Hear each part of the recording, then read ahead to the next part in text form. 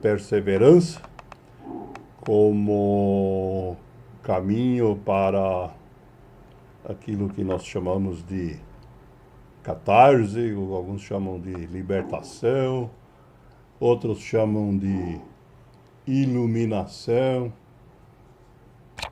mas que de fato é aquele momento que todos nós almejamos em algum momento na vida, ou em vários, né, atingir mudanças significativas, né, que a gente sabe que não ocorrem de forma gradativa, mas que a gente batalha, batalha, batalha e de repente consegue.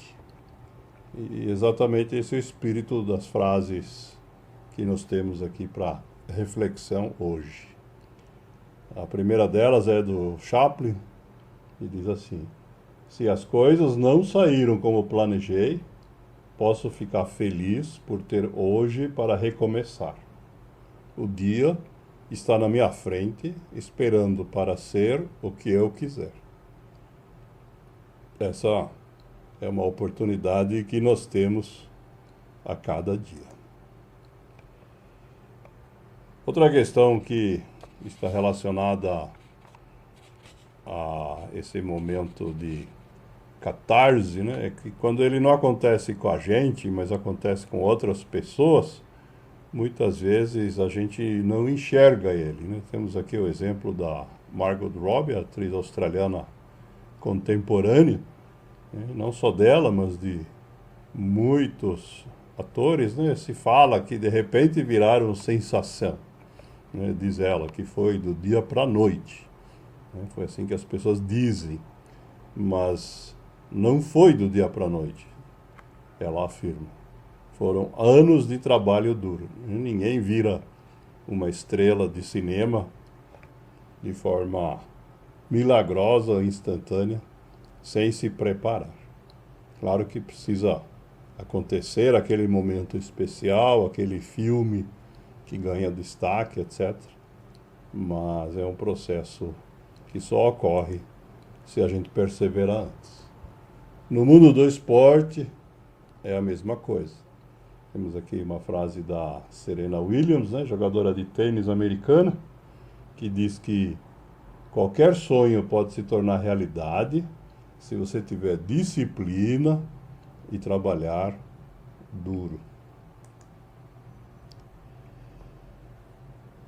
Esse Aaron Lauritsen é um rapaz que resolveu virar viajante profissional. Ele vive de documentar as viagens que ele faz através dos Estados Unidos. E ele brinca, né, que aquilo que a gente enxerga hoje como objeto aí de dificuldades, que nós chamamos de lutas, né, diz ele, as lutas que enfrentamos hoje serão os bons e velhos tempos, que a gente também usa sempre quando, né, para falar, dos quais riremos amanhã, né? Porque a gente persevera, supera e depois acaba dando risada da gente mesmo. Outra atriz, esta americana, Helen MacArthur, nos lembra que a perseverança é um processo continuado. Ela diz que se você descansar, você enferruja. Isso acontece no mundo do cinema, acontece no esporte e acontece com qualquer habilidade que a gente desenvolver. Se a gente parar de exercitar, a gente começa a perder em eficiência. O Benjamin Franklin, né, político americano aí, do século XVIII, coloca isso em termos ainda mais dramáticos, né? Diz ele, né, que não se trata apenas de parar com o que a gente sabe, mas se a gente parar de mudar, diz ele, então a gente está acabado, né? Podemos dizer que se a gente parar de evoluir, a gente está morto em vida. Voltando ao Chaplin, Então, mais uma frase dele dizendo assim: eu abuso da felicidade e não desisto dos meus sonhos, diz ele, justificando o mundo está nas mãos daqueles que têm coragem de sonhar e correr o risco de viver seus sonhos. Relacionando, portanto, aí a perseverança com a coragem, a imaginação e a tomada de atitude para a gente correr alguns riscos. E para a gente encaminhar aqui para o final, temos algumas frases aqui que nos lembram que esse processo de perseverança, ele tem uma gota aí de mágica, né? Aquele momento que nós chamamos de catarse no começo, mas mesmo no caso aí de pessoas altamente reconhecidas como, entre aspas, capazes de fazer mágica, a perseverança é crucial. Temos aqui como exemplo uma frase do Beethoven, músico alemão do começo do século XIX, que dispensa maiores apresentações. Acho que todo mundo já ouviu alguma vez na vida alguma das sinfonias dele, mesmo que não saiba o nome dele. A melodia é usada em inúmeras situações, filmes, e tem algumas que viraram até hino.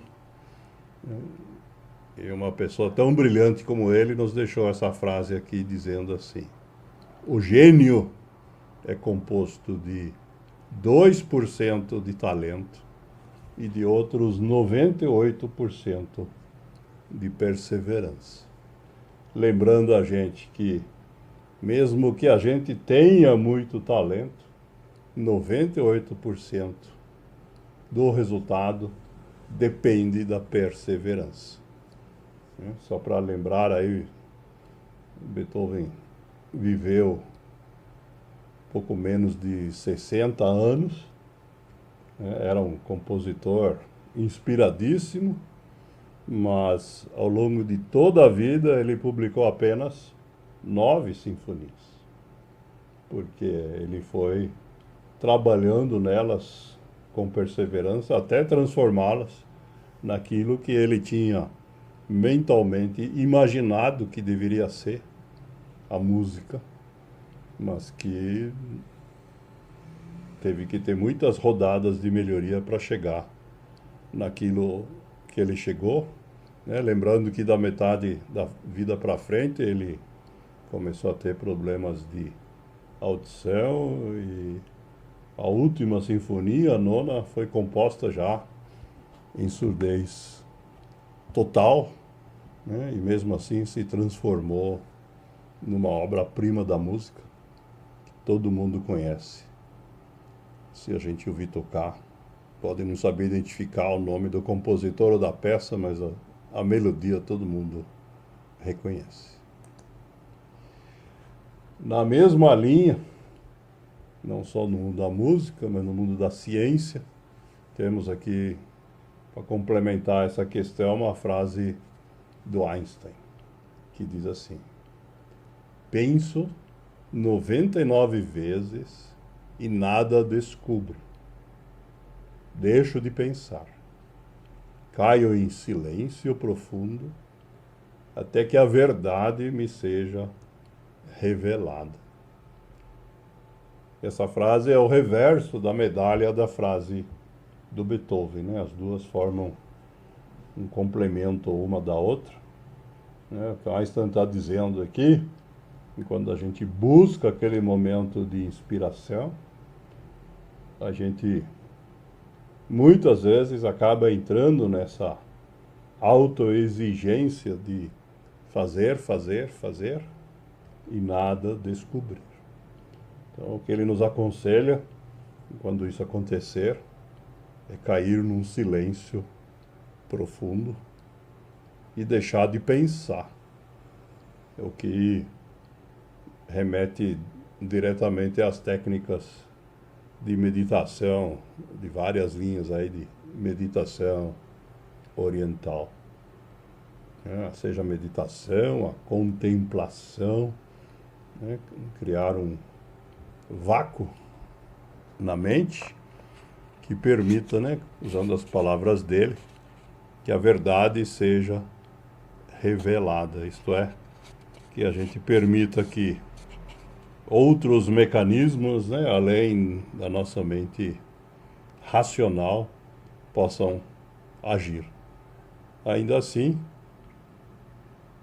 nós temos que ele cita isso como técnica a ser usada, depois de 99 ações, né, fazendo com que essa frase fique num enunciado muito parecida com a do Beethoven.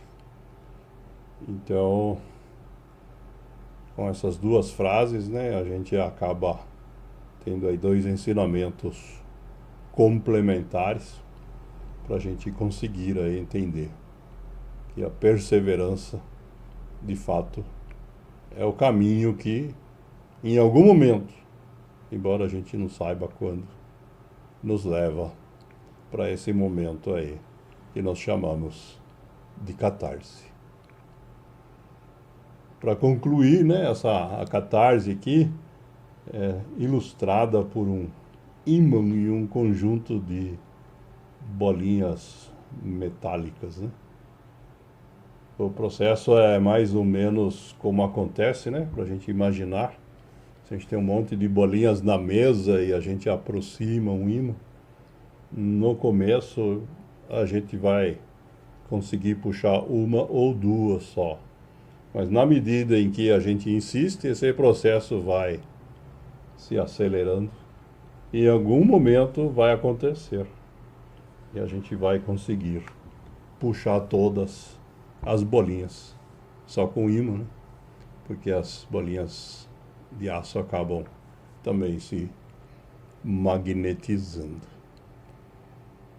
Por isso na figura a gente tem a palavra aí, sucesso desenhada, não sei se dá para ver, né, na imagem na tela, também com essas bolinhas, e elas começam a ser puxadas com a aproximação aí do ímã, né? É um processo então representado aí de forma de uma parábola, um processo gradual, mas que em algum momento aí, então atinge o todo.